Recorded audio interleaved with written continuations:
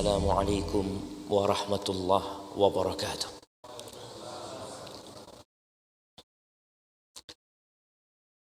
Ahibati fillah, khususnya para santri, hafizakumullah wa rahimakumullah. Ya, ana kesini bukan 7 tahun yang lalu, tapi tahun 2013. Berapa tahun yang lalu, coba? 9 tahun yang lalu. Masya Allah. Dulu masjidnya kayaknya nggak sebesar ini. Atau memang sudah seperti ini masjid? Sudah seperti ini ya. Anda lihat di luar ada banyak tambahan apa? Tambahan tempat parkir ya di luar. Dan Anda bergembira sekali apa yang disampaikan Ustaz Arif tadi, bahwasanya masjid ini sudah menjadi Islamic Center. Dan sejatinya semua masjid itu adalah pusat kegiatan umat Islam. Bukan hanya menjadi kegiatan sholat 5 waktu, tapi memang banyak tugas-tugas masjid yang sudah dipecah. Dulu nggak ada sekolah ya, sekolahnya para sahabat di mana? Ya di Masjid Nabawi itu. Ngajinya di situ. Nabi SAW berjumpa dengan delegasi-delegasi dari berbagai macam negeri itu ya di Masjid Nabawi. Bahkan yang menarik, beliau menawan para tawanan itu sallallahu alaihi wasallam di masjid, diikat di tiang masjid, jemaah. Merawat sebagian sahabat yang sakit di masjid. Bahkan di masjid itu, Masjid Nabawi, ada area khusus untuk tidurnya para sahabat. Apa namanya? Suffah. Makanya dikenal ada Ashabus Suffah. Jadi sahabat-sahabat Nabi alaihi salatu wasallam yang gak punya rumah itu, mereka ada 2 macam.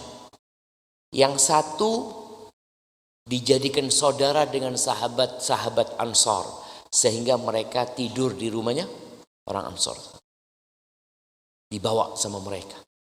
Tapi banyak yang di masjid, kira-kira ada 80-an sahabat yang tinggal di masjid, tidur di masjid dan semua kegiatannya di masjid. Dan sekarang kadangkala di sebagian masjid ada tulisan dilarang tidur di masjid. Masa masjid buat tidur? Nggak apa-apa. Masjid itu Islamic Center, pusat kegiatan umat Islam. Ya alhamdulillah. Ini anak-anak tidurnya di mana? Di masjid dan di asrama, Masya Allah. Siapa yang tidur di masjid? Angkat tangan. Tidak ada kayaknya. Tidur siang aja. Ya, sebagian tidur waktu kajian di masjid. Ya, waktu pas pembelajaran itu, Anda lihat sebagian sudah mulai ngantuk, jemaah ya. Taib, ahibati fillah, kalau bicara Quran, Anda juga bergembira karena beberapa tahun terakhir ini ada banyak rumah Quran. Ada banyak pesantren-pesantren tahfidz Quran. Bahkan banyak kegiatan secara nasional yang berkaitan dengan Al-Quranul Karim. Yang sebelumnya di masa anak itu nggak ada. Kita di kampung dulu belajar ngaji ya cuma ngaji. Belajar baca Al-Quran dan mungkin kalau menghafal ya beberapa surat pendek. Tapi sekarang Masya Allah di kampung-kampung pun banyak anak-anak yang sudah menghafalkan Al-Quranul Karim. Para penghafal Al-Quran ini adalah pewaris Nabi. Nabi itu tidak mewariskan emas dan perak. Enggak. Maka dikatakan al-ulama warathatul anbiya. Ulama itu pewaris para nabi. Wa innal anbiya'a lam yuwarithu dinaran wala dirhaman. Para nabi itu tidak mewariskan emas dan perak. Wa innama warathul ilm. Yang diwariskan para nabi itu adalah ilmu. Dan jemaah rahimakumullah, Allah itu mengangkat derajat orang yang berilmu. Sumber ilmu itu adalah Al-Quranul Karim. Makanya para ulama dulu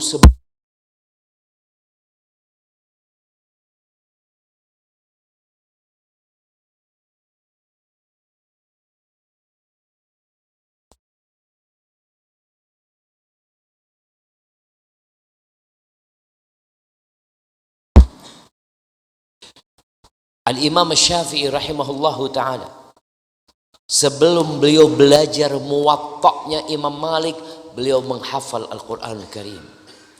Al-Imam Abu Hanifah, Al-Imam Ahmad, semuanya fokus belajar Al-Quran Al-Karim. Banyak di antara kita yang masa belajarnya kurang tepat, atau tahapan belajarnya kurang tepat. Seperti Ana. Ya, banyak sekarang pesantren-pesantren yang mungkin juga tidak mentargetkan anak itu lulus hafal Quran. Dia bisa bahasa Arab, dia bisa fikih, dia mungkin belajar tauhid, tapi sejatinya referensi dari semua ilmu yang dia pelajari itu dia tidak menguasainya. Itu Al-Quran Karim. Maka semangat belajar Al-Quran. Allah akan angkat derajat antum. Umar bin Khattab radhiyallahu ta'ala anhu pernah suatu hari dia dalam perjalanan dari kota Madinah, dia ketemu sama gubernur Mekah di Usfan. Itu beberapa puluh kilometer dari kota Mekah. Masya Allah. Tenang jemaah.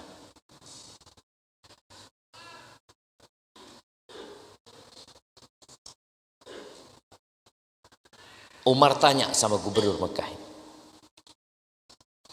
man tarakta ala ahli wadi? Siapa yang engkau tinggalkan menjadi penggantimu di kota Mekah, di Wadil Mubarak ini? Kata gubernurnya ini, Ibnu Abi Abza. Yang aku tinggalkan sebagai penggantiku Ibnu Abi Abza. Wama Ibnu Abi Abza? Apa itu? Atau siapa dia ini Ibnu Abi Abza? Kata gubernur ini, maulan min mawalina. Maula itu bisa berarti mantan budak. Yang dulu budak kemudian dibebaskan, disebut maula. Padahal kita tahu bangsa Arab ini sebelum datangnya Islam, mereka itu antipati dipimpin sama budak atau dengan selain orang Arab. Mereka punya fanatisme yang tinggi. Bahkan ketika Abu Bakar jadi khalifah, Abu Bakar jadi khalifah, beliau dari Quraisy, tapi di Quraisy sendiri bertingkat-tingkat kedudukan mereka. Ketika Abu Bakar jadi khalifah, bapaknya Abu Bakar ngomong, waradu bidzalika. Orang-orang nerima kepemimpinan Abu Bakar. Subhanallah. Padahal beliau dari Quraisy. Maka di sini pantas Umar bertanya kepada dia, Ibnu Abi Abza ini siapa, kata dia. Disebutkan sama gubernurnya, itu dia maulan min mawalina, kata dia. Umar langsung berkata, tarakta ala ahli wadi maula.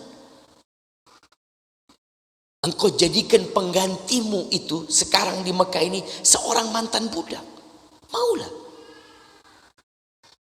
Lalu orang ini mengatakan, lakinnahu ya amiral mu'minin qari'un li kitabillah alimun bil faraid.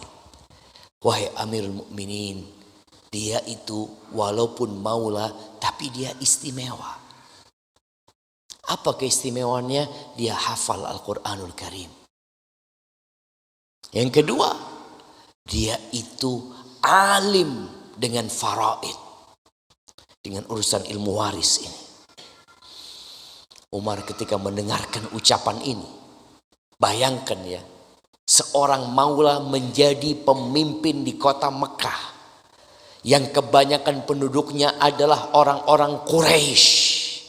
Lalu Umar mengatakan, sadaqa Rasulullah sallallahu alaihi wasallam atau sami'tu Rasulullah sallallahu alaihi wasallam yaqul innallaha yarfa'u bihadzal kitabi aqwaman wa yadh'u bihi akharin. Sesungguhnya Allah mengangkat orang-orang itu dengan Al-Qur'an ini dan merendahkan yang lainnya dengan Al-Qur'an. Makanya antum kalau hafal Al-Quranul Karim, yang akan bermakmum sama antum itu siapa? Mungkin presiden pun akan jadi makmumnya antum. Gubernur pun akan jadi makmumnya antum.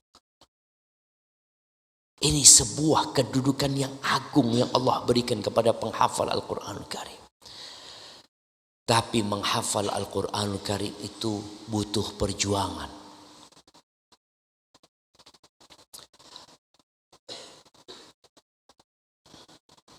Udah belajar kitab At-Tibyan? Belum?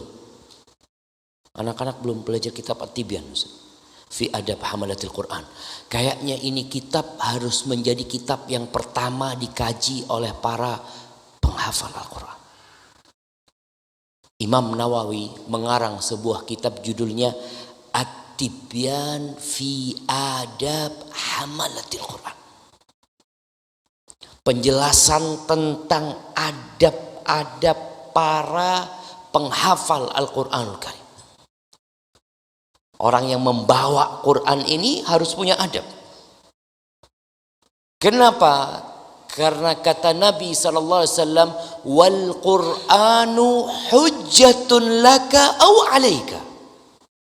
Quran ini, walaupun tadi disebutkan sebagai pengangkat derajat, kitab yang penuh dengan petunjuk, tapi Quran ini dapat menjadi hujjah, pembela engkau pada hari kiamat, memberikan syafaat kepada dirimu kelak.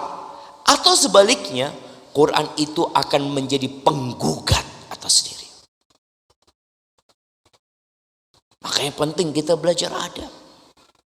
Bagaimana dahulu para ulama menyebutkan ya, bahwasanya mereka belajar adab dahulu sebelum belajar ilmu, supaya ilmunya barokah. Makanya kadangkala ada santri pinter, lulus, tapi ilmunya nggak barokah, karena adabnya kurang mengagungkan gurunya. Kadangkala gurunya diribain. Ada santri yang ngomongin gurunya? Ada enggak? Kok ketawa-ketawa aja? Ada kadang-kala. Ada yang merasa dizolimi sama gurunya. Gurunya terlalu keras. Ahibati fillah. Ketika seorang tidak mengagungkan gurunya, tidak mengagungkan majelis ilmu, tidak mengganggukan ilmu yang dia pelajarin, maka dia tidak akan jadi orang yang agung. Nggak akan. Di antara yang dibahas oleh Al-Imam An-Nawawi, Ana akan bacakan beberapa potongan dari adab yang perlu dipelajarin. Di bab keempat beliau mengatakan fi adabi muallimil Quran wa muta'allimihi. Bab yang berkaitan dengan adab-adab yang mengajarkan Al-Quran dan yang mempelajarinya. Yang mengajar dan mempelajarinya. Al-Imam Nawawi ingat dengan hadis Nabi SAW, khairukum man ta'allamal Qur'an wa 'allamahu. Orang yang terbaik di antara kalian adalah yang belajar Al-Quran dan mengajarkannya. Maka di sini beliau membuat bab langsung buat yang ngajar dan belajar. Untuk menjadi yang terbaik itu ada syarat dan ketentuan. Maka beliau menyebutkan di sini, awwalu ma yanbaghi lil muqri wal qari, hal pertama yang menjadi keharusan buat guru Al-Quran dan yang belajar Al-Quran, ayyaqsida bidzalika ridallah. Dia meniatkan tujuan belajarnya mencari keridhaan Allah. Anak-anak ini kadang belajarnya kenapa? Karena disuruh orang tua. Iya, dipaksa Ustaz.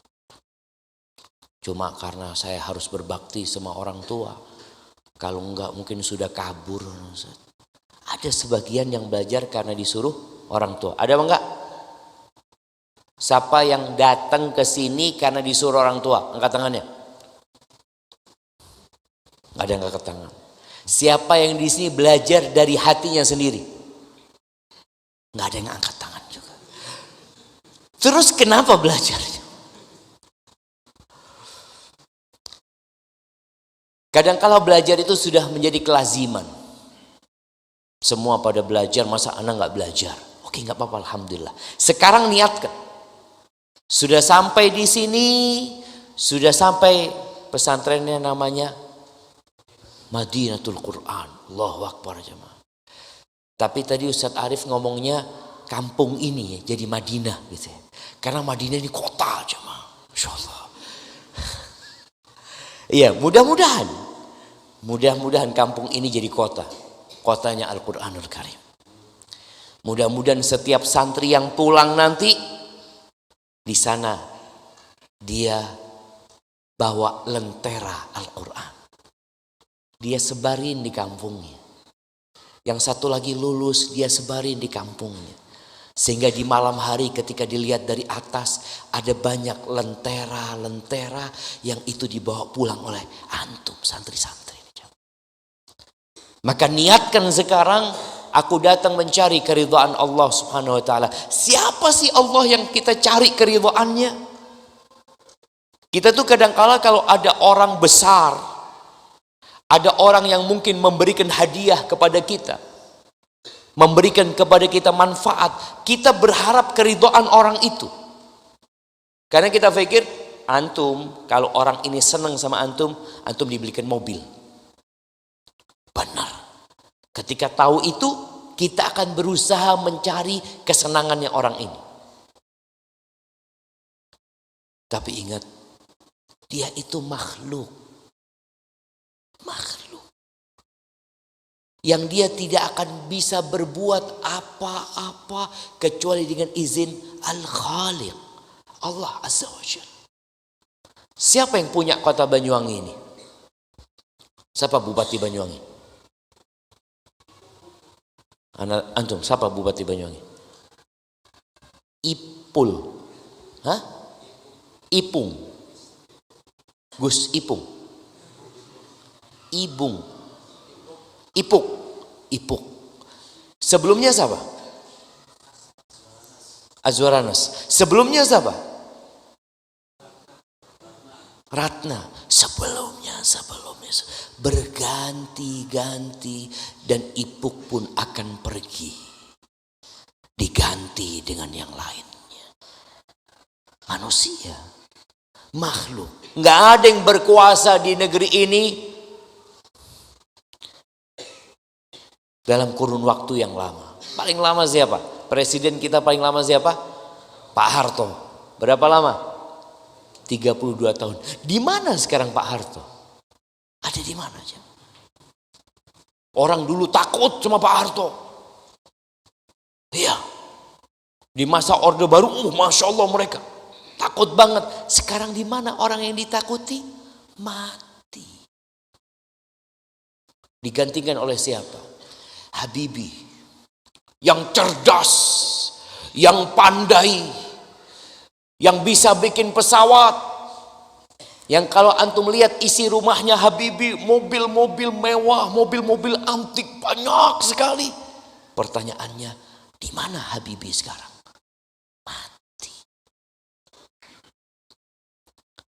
Digantikan oleh Abdurrahman Wahid, Gus Dur. Kemana beliau sekarang? Ada. Terus digantikan sama siapa? Ibu Mega. Kemana beliau sekarang? Sedang menunggu antrian juga. Sama jamaah. Semua menunggu antrian. Digantikan oleh SBY. Kemana SBY sekarang? Sama nunggu antrian. Kemana kekuasaannya? Nggak ada sudah. Digantikan oleh Bapak Jokowi. Semoga Allah menjaga dan memberikan taufik kepada beliau. Beliau pun juga tidak akan lama. Maka jangan berharap keridhaan makhluk. Minta keridhaan Allah. Hayyun la yamut. Allah itu maha hidup dan tidak mati. La ta'khudhuhu sinah wala naum. Sampai ngantuk pun atau muqaddimah ngantuk itu tidak akan datang kepada Allah Azza wa Jalla. Sedangkan kalau makhluk dia akan sakit. Dia akan jadi miskin. Mungkin dia akan kena stroke dan tidak akan mampu berbuat apa-apa. Kalau dia sedang kaya, kekayaan dia bisa habis. Terus kita berharap makhluk. Cari keridhaan Allah Subhanahu wa taala. Allah itu kalau sudah senang sama antum, Allah akan sebut-sebut nama antum di hadapan malaikat-malaikatnya. Kalau antum minta apa, Allah akan kasih. Antum berlindung takut dari sesuatu, Allah akan lindungin. Kenapa? Ar-Razzaq Dzul Quwwatil Matin. Itu Allah Azza wa Jalla. Lalu Imam Nawawi menyebutkan firman Allah Subhanahu wa taala di surat Al-Bayyinah, "Wa ma umiru illa liya'budullah mukhlishina lahuddin hunafa." Tuh, mereka manusia itu sejatinya tidak diperintahkan kecuali untuk mengabdi, beribadah kepada Allah dengan ikhlas, memurnikan ketaatannya hanya untuk Allah, meninggalkan segala bentuk kesyirikan, menuju kepada Allah Azza wa Jalla. Itu jadi bukan hanya beribadah, yang penting saya beribadah, yang penting saya belajar, yang penting saya menuntut ilmu. Enggak. Ada orang beribadah masuk neraka. Emangnya yang tadi sholat asar semuanya sholatnya diterima? Belum tentu. Allah mengatakan, fawailul lil musalli. Celaka, sengsara, atau lembah yang berada di neraka. Buat siapa? Buat orang-orang yang sholat. Orang sholat aja mungkin masuk neraka. Kenapa mereka? Alladzina hum an salatihim sahun. Alladzina hum yura'un wa yamna'un al-ma'un. Bayangkan dia sholat. Begitu pula kita yang nuntut ilmu. Ketika kita belajar tidak ikhlas, ada selain Allah dalam tujuan kita, dalam niat kita, Allah nggak akan terima.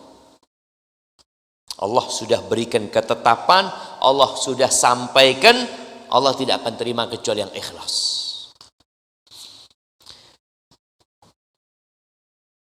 Kemudian di dalam hadis yang diriwayatkan Imam Bukhari dan Muslim, wa fi sahihain an Rasulillah sallallahu alaihi wasallam, innamal a'malu binniyat wa innama likulli imri'in ma nawa. Sesungguhnya amalan-amalan itu harus ada niat.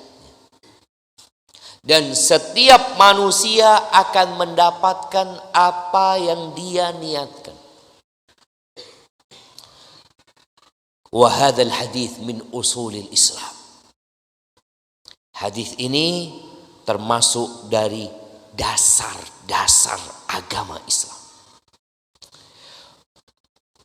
Warwina an Ibnu Abbas radhiyallahu anhuma qala, Imam Nawawi menyebutkan ada sebuah athar yang diriwayatkan dari Abdullah bin Abbas radhiyallahu anhuma, innama yu'tar rajulu ala qadri niyatihi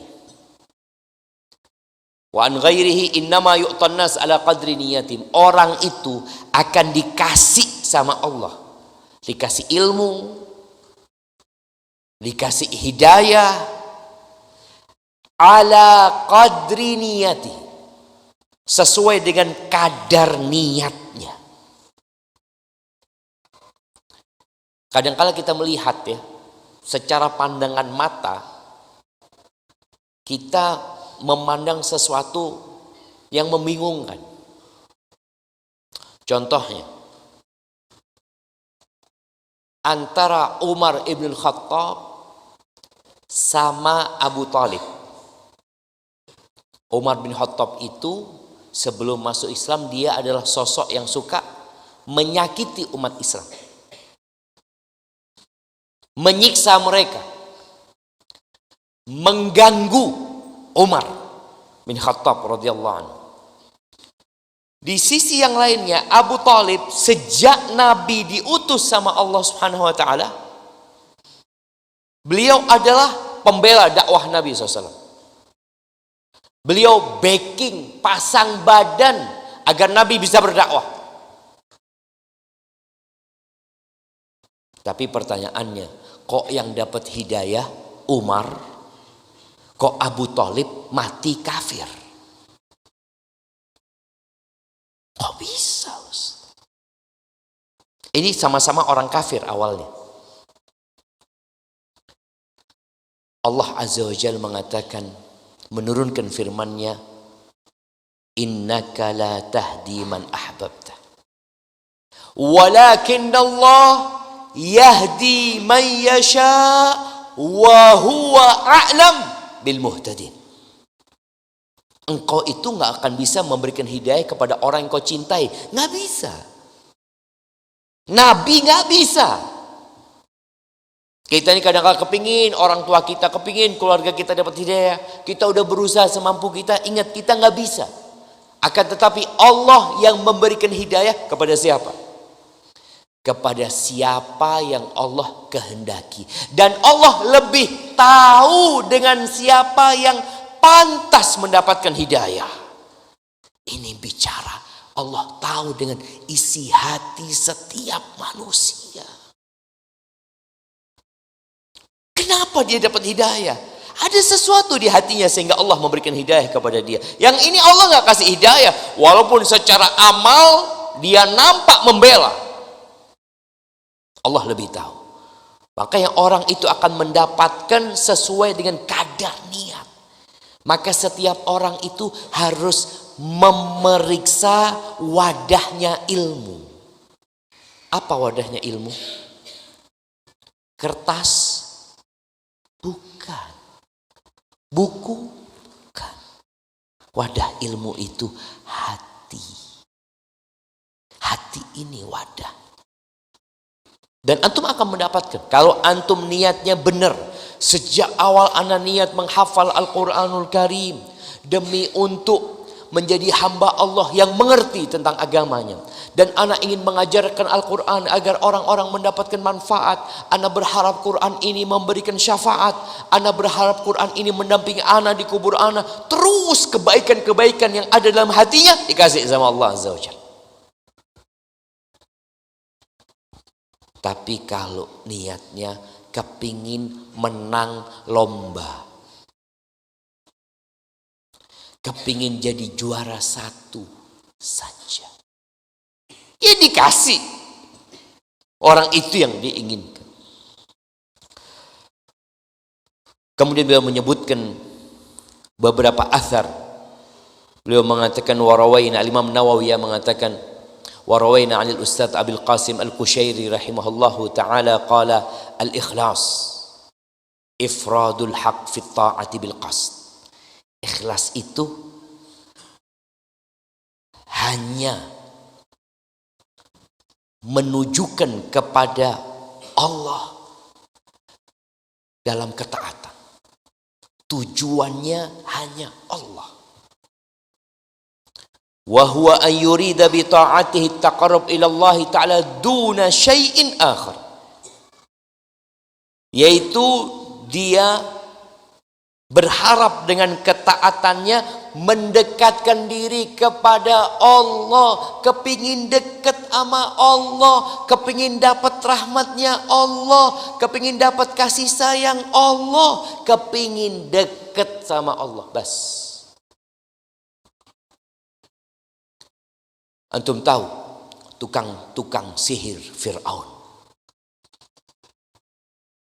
ketika mereka hendak berhadapan dengan Nabi Musa alaihissalam, mereka bertanya kepada Fir'aun. Apa ayatnya? Siapa yang hafal? A inna lana la ajran in kunna nahnul ghalibin. Kita apa akan dapat upah, dapat penghargaan kalau kita menang melawan Musa? Apa kata Fir'aun? Apa lanjutannya jemaah? Anak ingatnya wa innakum laminal muqarrabin. Apa sebelumnya? Qala na'am wa innakum laminal muqarrabin. Iya. Fir'aun mengatakan iya. Bicara urusan hadiah, penghargaan dapat nanti. Dan yang lebih dari itu, kalian akan termasuk orang-orang yang dekat sama Fir'aun. Laminal muqarrabin. Gak sembarangan orang bisa dekat sama Fir'aun, sama raja yang begitu berkuasa pada waktu itu. Fir'aun memberikan janji kalian akan menjadi orang-orang yang dekat.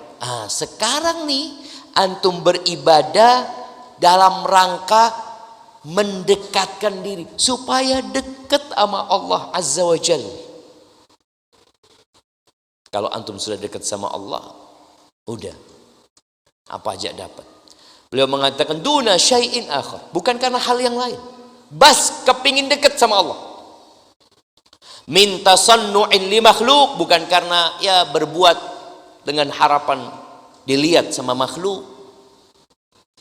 Aktisabi mahmadatin inan nas, atau mendapatkan pujian dan sanjungan dari manusia. Au mahabbatin au madhin minal khalq, supaya disayangi sama orang, supaya disanjung sama makhluk. Enggak. Au ma'nan minal ma'ani siwa taqarrub ila Allah ta'ala, atau makna lainnya selain mendekatkan diri kepada Allah Azza wa Jalla.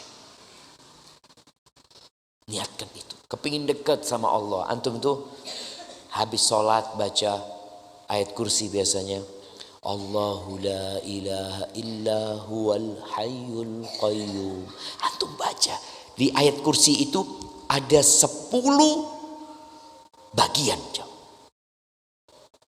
dan setiap bagian itu berisi keagungan Allah yang kita sedang mendekatkan diri kepadanya, supaya kita jadi semangat gitu. Kemudian Al-Imam Nawawi mengatakan qala wa yasihu an yuqal, bicara ikhlas, beliau mengatakan al-ikhlas tasfiyatul fi'l an mulahadhatil makhluqin. membersihkan, menyucikan, memurnikan amalan dari pandangan makhluk. Udah nggak ada urusan sama makhluk. Beliau juga menukil dari Hudzaifah al-Mar'ashi rahimahullah, al-ikhlas istiwa af'alil abdi fi dhahir wal batin. Ikhlas itu samanya perbuatan hamba lahir batinnya. Sama. Ini beliau menyebutkan ada banyak nukilan-nukilan yang berisi tentang bagaimana orang itu harus ikhlas. Ada sebuah hadis yang diriwayatkan oleh Imam Muslim dan Al-Imam At-Tirmidzi serta lainnya tentang orang yang pertama kali jadi koreknya api neraka. Antum kadangkala melihat kawan-kawan antum mungkin yang dia jauh dari ketaatan. Perbuatannya kemaksiatan.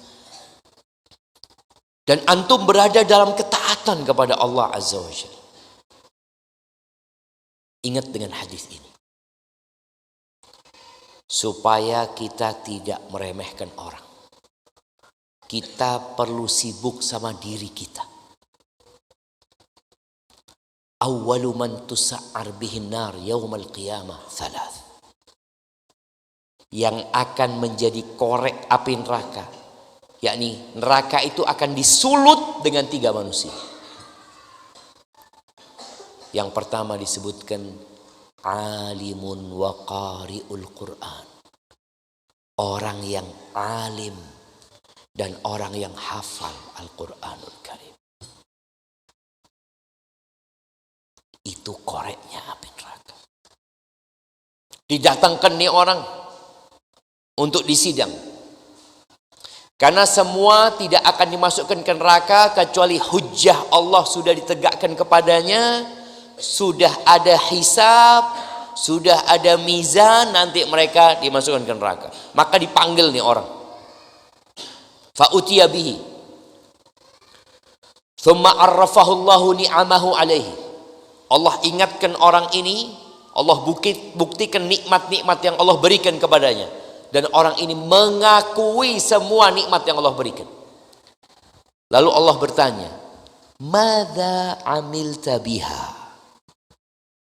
Engkau gunakan untuk apa nikmat-nikmat yang diberikan kepadamu? Apakah dia gunakan untuk kemaksiatan? Enggak. Dia gunakan untuk mengikuti syahwatnya, berbuat dosa, mengikuti nafsunya? Enggak. Apa kata orang ini? Ta'allamtu fika wa 'allamtun nas wa qara'tu fika al-Qur'an. Dia mengatakan, aku belajar agama, aku nyantri, aku mondok fik ya Allah untuk mendapatkan keridhaanmu ya Allah. Dan aku setelah itu mengajarkan kepada umat manusia. Karena memang niat nuntut ilmu itu mengangkat kebodohan dari diri kita, kemudian mengajarkannya kepada manusia. Dan orang ini mengatakan, aku belajar untuk mencari keridhaanmu. Dan aku ajarkan kepada manusia. Dan aku membaca Al-Quran, menghafal Al-Quran untuk mendapatkan keridhaanmu ya Allah. Lisan bisa berucap itu. Tapi niat itu tempatnya di dalam hati. Apa kata Allah? Kadzabta. Bohong. Dusta. Innama ta'allamta liyuqala alim wa qara'ta liyuqala qari wa qad qil. Engkau selama ini belajar hanya untuk mendapatkan gelar orang yang alim. Alim ulama, ustadz, tuan guru, buya, kiai, apalah gelar-gelar yang biasa disebutkan untuk seorang yang berilmu.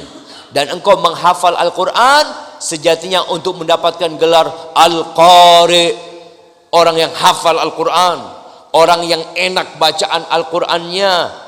Waqad qil, dan itu sudah disebutkan, diucapkan oleh manusia di muka bumi. Ditulis mungkin dalam sejarah dia sebagai orang yang alim. Ketika hidup di mana-mana dia dielu-elukan oleh masyarakat. Ketika menjadi imam, bagaimana makmumnya mungkin menangis dengan bacaan Quran yang dia baca. Waqad qil. Udah, engkau akan cari itu. Thumma umira bihi fasuhiba ala wajhihi thumma turiha finnar. Na'udzubillahi minan nar. Akhirnya Allah perintahkan malaikat untuk menyeret orang ini. Seorang ustadz yang hafal Quran dilemparkan ke dalam api neraka. Na'udzubillahi minan nar. Apa masalahnya? Niatnya salah. Maka tolong perbaiki niatnya. Kemudian Al-Imam An-Nawawi menyebutkan, wa yanbaghi an la yaqsida bihi tawassulan ila gharadin min agharadid dunya. Dan hendaklah dia ketika belajar tidak dengan niatan mencari dunia, mencari kemewahan dunia, kenikmatan dunia, harta, benda, wanita, atau apa aja. Jangan. Ana ingat waktu ana di pondok dulu, ana ketemu dengan salah satu ustadz di Banyuwangi. Rahimahullah, dia udah meninggal ya. Masih ada hubungan keluarga sama abah ana. Dia ngomong sama Syafiq, kata dia, yang benar belajarnya. Gak usah mikirin dunia. Nanti dunia itu akan datang. Dunia itu akan datang.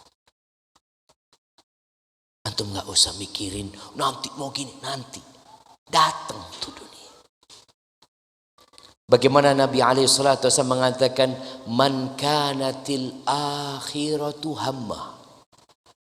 Barang siapa yang akhirat ambisinya, ja'alallahu ghinahu fi qalbih. Allah akan jadikan kekayaan di mana? Di hatinya. Kaya itu cuma soal rasa, soal rasa, perasaan. Antum pernah nggak ngelihat orang kaya tapi miskin? Ada orang kaya raya secara pandangan kasat mata, tapi ternyata dia rasa orang miskin. Dia takut ini, khawatir ini, dia kepingin ini, seperti seorang yang minum air laut yang nggak ada puasnya. Tapi ada orang yang mungkin secara kasat mata kita lihatan, ya Allah nggak punya apa-apa orang itu. Boleh jadi dia orang paling kaya. Dan antum punya Quran di hati antum. Maka tadi, jangan sampai belajar untuk cari dunia. Kenapa antum kok jadi santri? Iya, soalnya kalau jadi ustadz itu banyak dikasih amplop nanti sama orang. Kalau jadi ustadz itu Masya Allah dihargain sama orang. Kalau itu tujuan antum, menderita. Beliau katakan min mal, baik itu harta, auriasah, atau kepemimpinan, jah, kedudukan, aurtifa al-aqrani, ingin menjadi di atas kawan-kawannya. Niatnya dia belajar, kepingin menyayangi kawan-kawannya supaya dia berada di atas mereka. Au thana 'indan nas, atau pujian dan sanjungan dari manusia. Au sarfi wujuhin nas ilaih, atau niatnya mencari follower yang banyak. Agar orang-orang semua belajar sama dia. Atau yang lainnya. Jangan sampai itu niat. Kemudian dikatakan wala yashubal muqri'u iqra'ahu bitama'in. Jangan sampai yang jadi guru, antum nanti kalau jadi guru juga mengajarkan Al-Quran, jangan sampai ada ketamakan untuk mendapatkan manfaat dari murid-muridnya. Baik itu harta atau pelayanan. Dia mengajarkan dalam hatinya kepingin dilayani sama murid-muridnya. Dia berharap pelayanan itu, servis. Wa in qal, walaupun itu sedikit, jangan sampai ada dalam hati itu keinginan mendapatkan pelayanan dari muridnya, mendapatkan manfaat dari muridnya, ala suratil hadiyah, walau kana ala suratil hadiyah, walaupun bentuknya hadiah. Yang kalau bukan karena dia mengajarkan itu, dia nggak akan dapat hadiah. Jangan sampai itu ada. Lalu beliau menukil firman Allah Subhanahu wa taala di surat Asy-Syura ayat 20. Allah mengatakan, "Man kana yuridu harthal akhirati nazid lahu fi harthi." Barang siapa yang menginginkan keberuntungan akhirat, dia ingin ladang akhirat, dia ingin manfaat akhirat, nazid lahu fi harthi, kami akan tambahkan keuntungan buat dia. Ditambahin jemaah. Subhanallah, Allah itu maha baik. Maha baik Allah itu. Orang kalau bekerja selama 70 tahun, kira-kira yang pantas dapat bonus dari perusahaan itu berapa tahun jemaah? Sekarang kalau orang itu pensiun, biasanya dikasih, ada yang dikasih pensiunan tiap bulan, ada yang dikasih pesangonnya. Pesangonnya kira-kira berapa? Ada yang sudah pernah dapat pesangon di sini? Bapak-bapak, jemaah, tidak ada pensiun, kerja terus.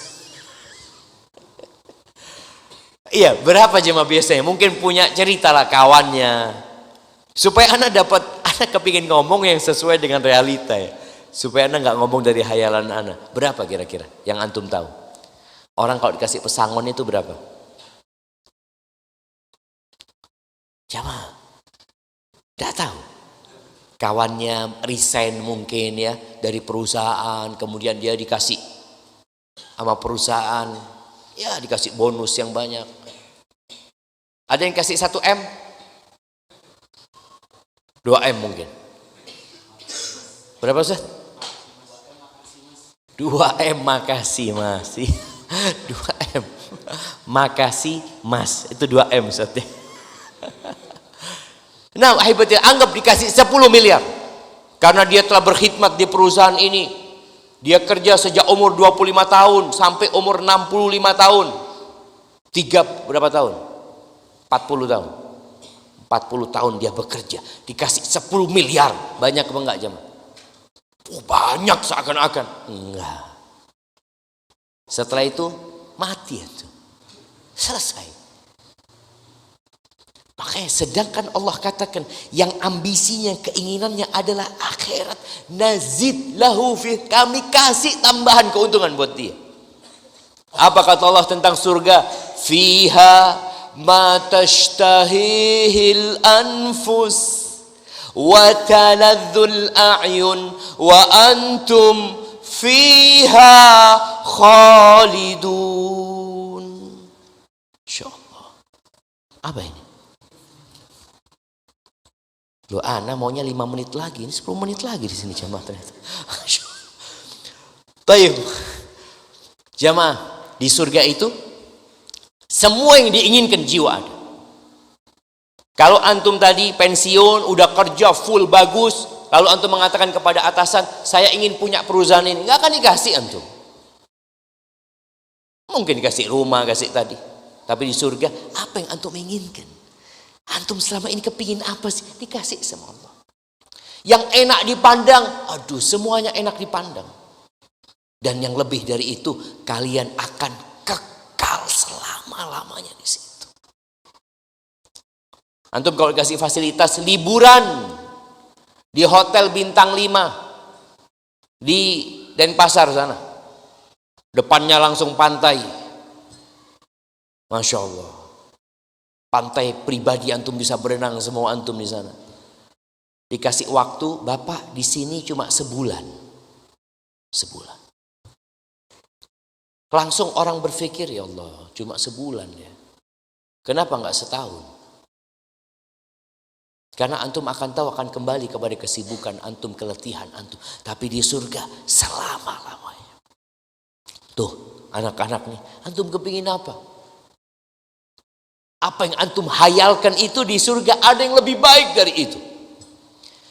Adapun yang keinginannya dunia, kata Allah, wa man kana yuridu harsad dunya nu'tihi minha. Barang siapa yang ambisinya adalah keuntungan duniawi, tadi mau harta, mau tahta, mau wanita, mau kedudukan, mau kepemimpinan, nu'tihi minha, kita akan kasih sebagian darinya. Nggak semuanya dikasih sama Allah. Nggak semuanya. Antum melihat kadang-kadang ada orang kaya raya, Masya Allah pejabat, tapi dikasih sakit-sakit sama Allah, kasih penyakit, nggak bisa menikmati. Wa ma lahu fil akhirati min nasib. Akhirat nggak dapat apa-apa, neraka tempat. Maka hendaklah kita meniatkan untuk mencari keridhaan Allah Subhanahu wa taala. Kemudian Al-Imam Nawawi menyebutkan hadis yang diriwayatkan Abu Dawud dari Abu Hurairah radhiyallahu taala anhu, Rasulullah sallallahu alaihi wasallam bersabda, "Man ta'allama ilman mimma yubtagha bihi wajhullah."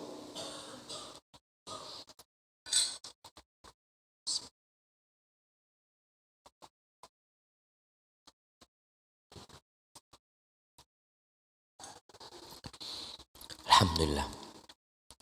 Barang siapa yang belajar ilmu, yang ilmu ini seharusnya ditujukan mencari wajah Allah, mencari keridhaan Allah Azza wa Jal, mencari perjumpaan dengan Allah Azza wa Jal.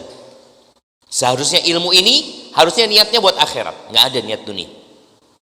La yata'allamuhu illa liyusiba bihi 'aradan aw gharadan minad dunya lam yajid arfal jannah yaumal qiyamah. Tapi ternyata tatkala dia belajar, tujuannya adalah untuk mendapatkan dengan ilmu itu kenikmatan dunia, kemewahan dunia, kesenangan dunia, maka dia tidak akan mencium bau surga pada hari kiamat. Antum kalau belajar elektro supaya bisa bekerja cari duit, nggak apa-apa. Antum belajar teknik, tujuannya apa? Ya, ana mau cari duit, Ustaz. Fadhal. Antum jadi dokter, tujuannya apa? Oh, kok ana lihat dokter ini enak hidupnya, Ustaz. Sekali tulis resep 100.000. Bayangin kalau sehari yang sakit 100 orang ke dia, Ustaz. Kan enak, Ustaz. Dia berpikir kenikmatan dunia. Tapi memang ilmu itu ilmu duniawi, nggak apa-apa. Antum cari dunia dengan ilmu itu nggak apa-apa. Tapi kalau antum dengan ilmu agama, yang seharusnya ilmu itu mengantarkan antum kepada Allah, tapi antum niatnya untuk cari dunia, maka jangan bicara masuk surga. Baunya surga nggak akan mencium. Ini bicara niat. Maka bismillah. Berat jemaah. Mengikhlaskan niat itu berat. Bagaimana para ulama sebagian mereka mengatakan ma'alajtu syai'an asyadda ala nafsi min niyati. Aku enggak pernah memperbaiki, ngopeni sesuatu yang lebih berat daripada niatku sendiri. Fa innaha tataqallabu alayya. Niat itu bolak-balik. Awalnya ikhlas, sampai sebagian mengatakan kadangkala aku mau mengajarkan sebuah hadis yang awalnya niatnya ikhlas, di tengah-tengah ngajarkan satu hadis ini kadangkala sudah berubah itu niat. Beliau mengatakan satu hadis kadangkala butuh beberapa niat. Karena beratnya. Maka banyak-banyak berdoa minta tolong sama Allah.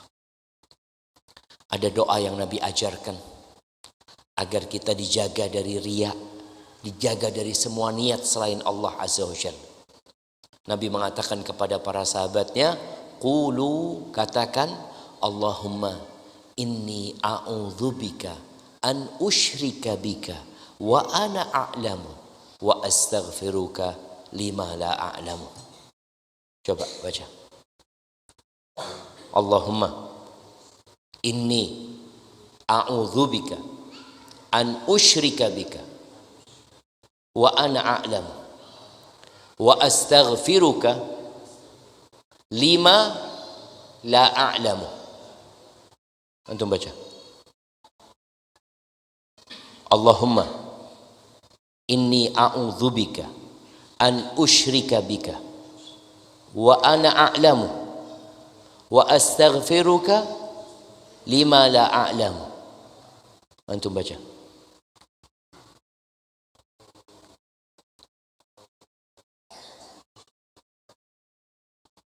Wa ana a'lamu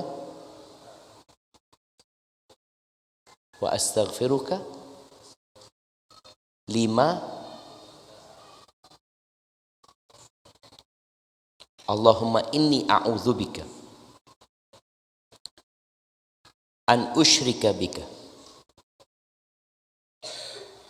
wa ana a'lamu wa astaghfiruka lima la a'lamu.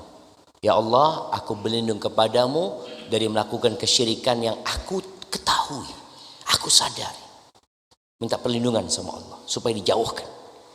Dan aku memohon ampunan kepadamu dari melakukan kesyirikan yang aku nggak sadari, aku nggak tahu gitu loh. Kadang-kala manusia lupa, lalai. Tolong dihafal doa itu jamaah.